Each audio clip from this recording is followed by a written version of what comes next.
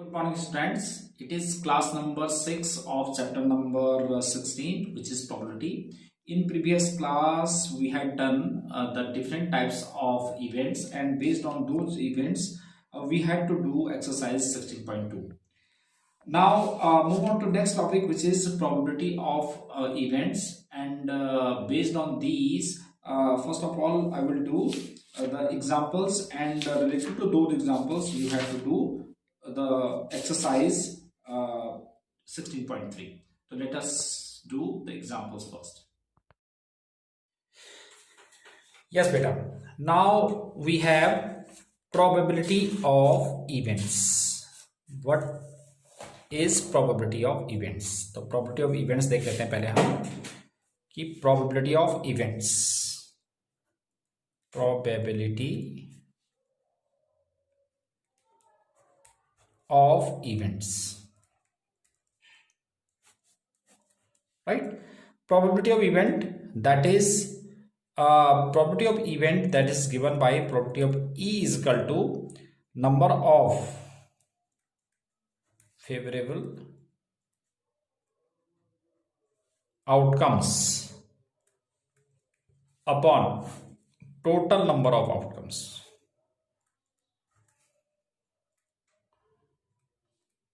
Right?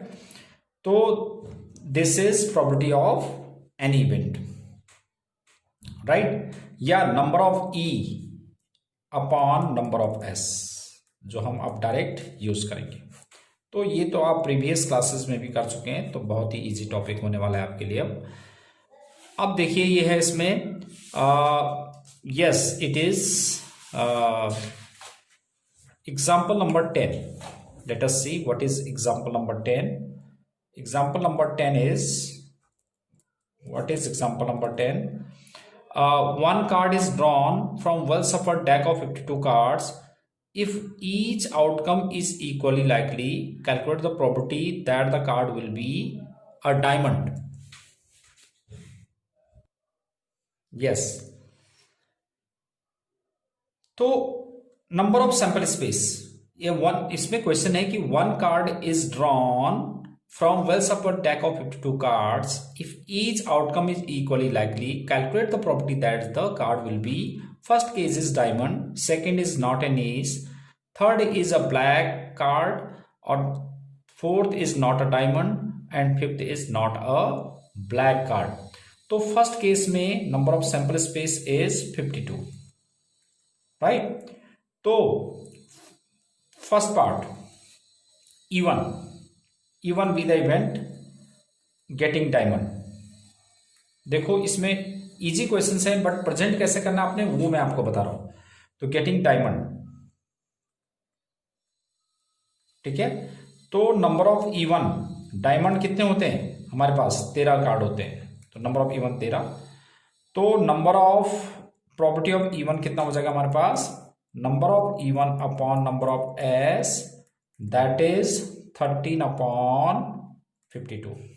This is number of probability of E1, right? Second case is, what is second case? Not an ace. So E2 is not an ace. Not an ace.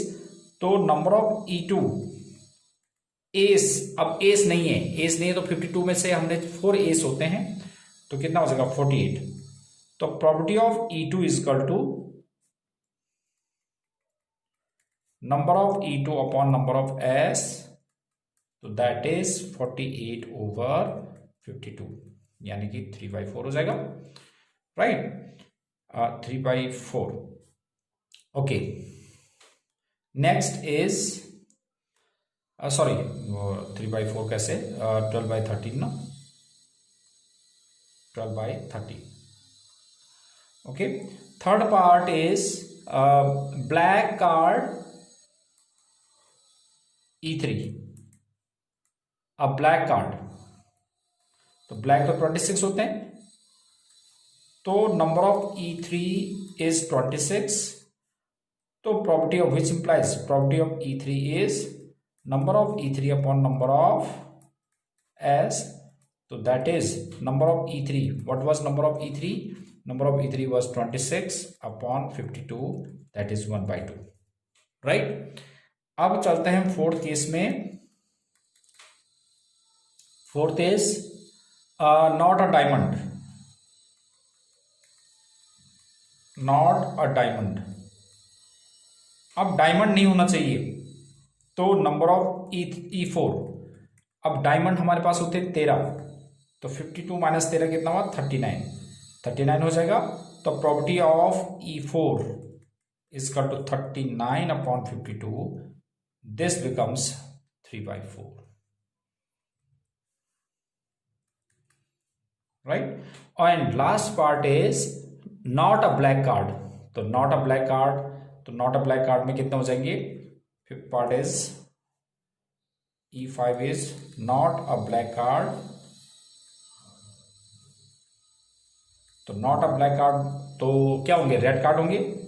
तो number of E5 2026, तो it means property of E5 is 26/52, this is 1/2, ठीक है।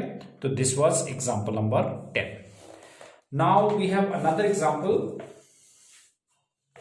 Example क्या है, देखो next example is, ये तो hourly example है, ये आपने खुद ही करना है कि a bag consist of 9 discs of which ये देखिए, a bag consist of 9 disc of which 4 are red, 3 are blue and 2 are yellow, are similar in shapes and size. A disc is drawn at random from the bag, calculate the property that it will be, first case is red, second is yellow, blue, not blue, red और blue. तो ये तो आप बड़ा easily निकाल सकते हैं, ठीक है। तो example number 10, example number 11, now you have to do example number 11। ये आपने do yourself, right. And now next example, yes, which is most important one, example number 12. what is that example? ये बहुत ही अच्छा एग्जाम्पल है जो important है। Example number 12,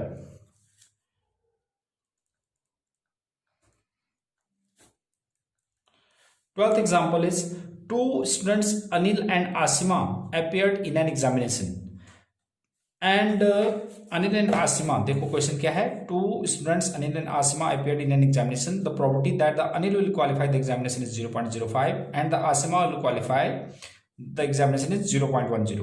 The probability that both will qualify the examination is 0.02. Find the probability that both Anil and Asima will not qualify, at least one of them is not qualified and only one of them will qualify, ठीक है। तो पहले मैं even event ले लेता हूं कि let E be the event, इसमें दो, Anil will qualify the exam, Anil will qualify the exam, Anil will qualify the exam. And F event ले लेता हूं, Asima will qualify the exam, ठीक है। अब हमारे पास क्या क्या गिवन है, the property that Anil will qualify, तो property of E that is given by 0.05 and property of F मतलब Asima will qualify the examination is 0.10 and third the property that both will qualify, तो property of E intersection F both will qualify that is 0.02।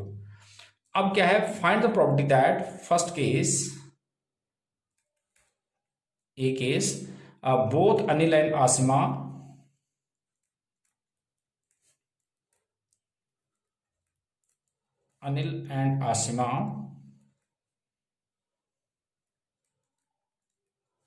will not qualify,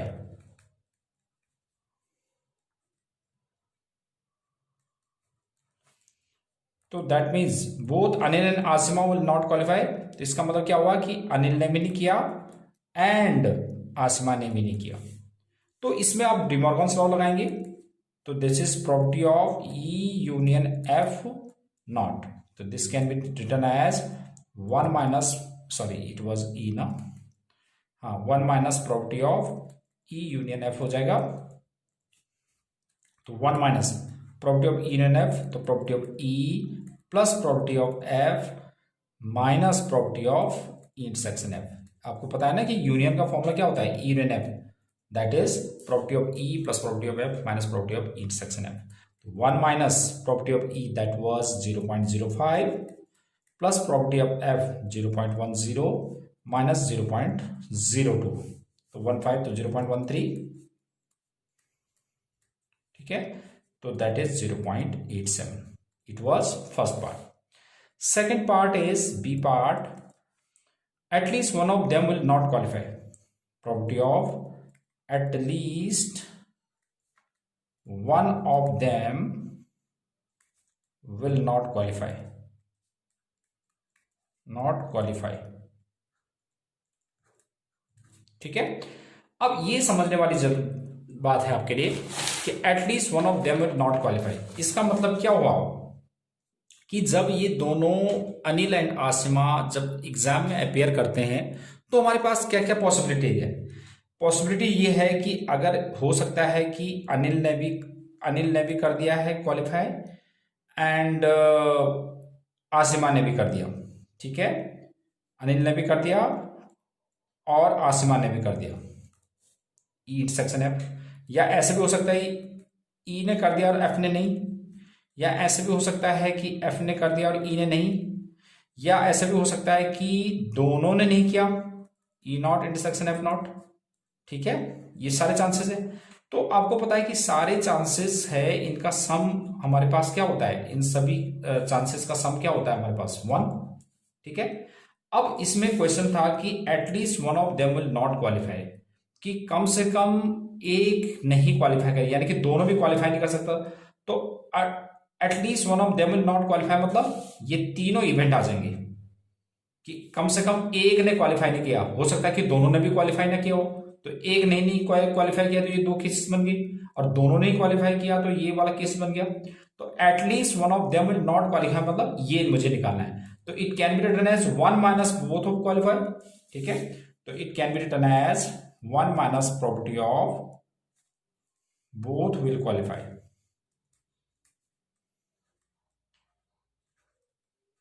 ठीक है। तो 1 minus property of E intersection F और 1 minus property of E intersection F को क्या लिख सकते हैं हम, दैट वाज गिवन बाय, ये हमारे पास स्टार्टिंग में दैट इज 0.02, तो that means 0.98, this is the answer. And C part, C is only one of them will qualify the examination, the property of only one of them will qualify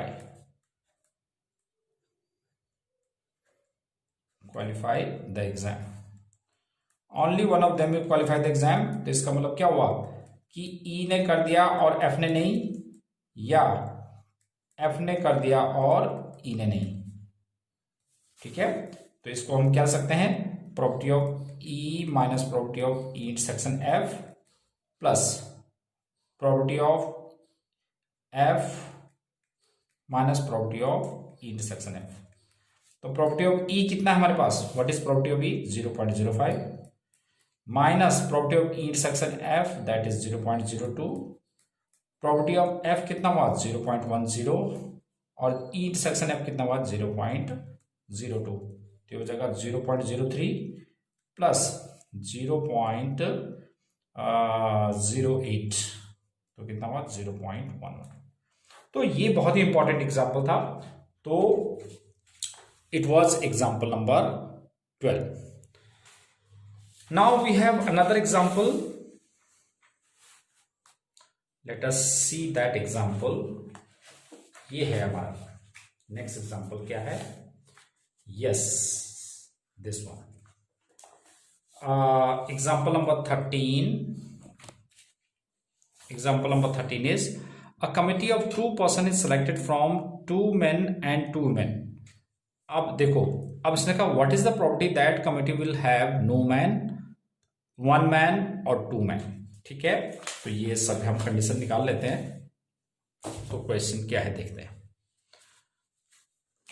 yes, a committee of 2 person is to be selected from 2 men and 2 men.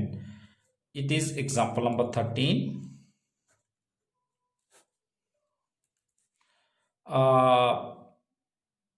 इसमें आप देखो 2 men and 2 men है, 2 men है। अब क्या बोला इसने, committee have no man. तो पहले तो हमने सेलेक्ट करना है कितने को, हमारे पास टोटल 4 हैं। तो क्या है, नंबर ऑफ सैंपल स्पेस निकाल लेते हैं। तो नंबर ऑफ सैंपल स्पेस हमारे पास टोटल पर्सन 4 है और मुझे सिलेक्शन करना है, तो कॉम्बिनेशन यूज होगा कितने का, 2 का, तो 4C2। तो आपको पता है इसको कैलकुलेट करने का तरीका, 4 × 3 अपॉन 1 × 2, 2 2 जा 3 2 जा 6 आ गया। ठीक है, एंड फर्स्ट केस है हमारे पास E1, यानी कि क्वेश्चन में बोला है इसने कि committee of 2 person is to be selected including no man होना चाहिए ना। तो E1 be the event selection of 2 persons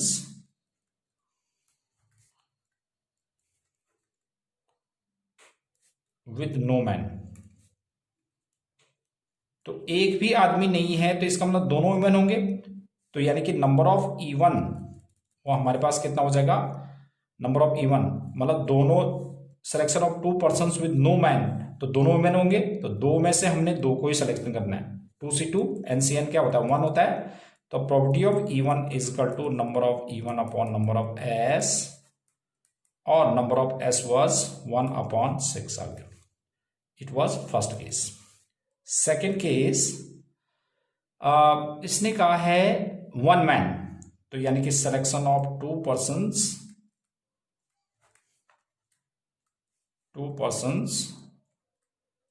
with 1 man. तो इसका मतलब एक क्या होगी, वुमेन में से होगी। तो नंबर ऑफ E2 कितना हो जाएगा, एक मैन में से होगा तो 2C1 एंड मतलब इनटू, और एक वुमेन में से होगी 2C1। तो 2C1 2 में से NC1 N होता है, तो यानी कि 2 × 2 विच इज 4। तो property of E2 is number of E2 upon number of S। तो नंबर ऑफ E2 कितना हमारे पास, that is 4/6, that is 2/3। And third case is, what is third case, 2 men, दोनों मैन होने चाहिए। तो सिलेक्शन ऑफ 2 persons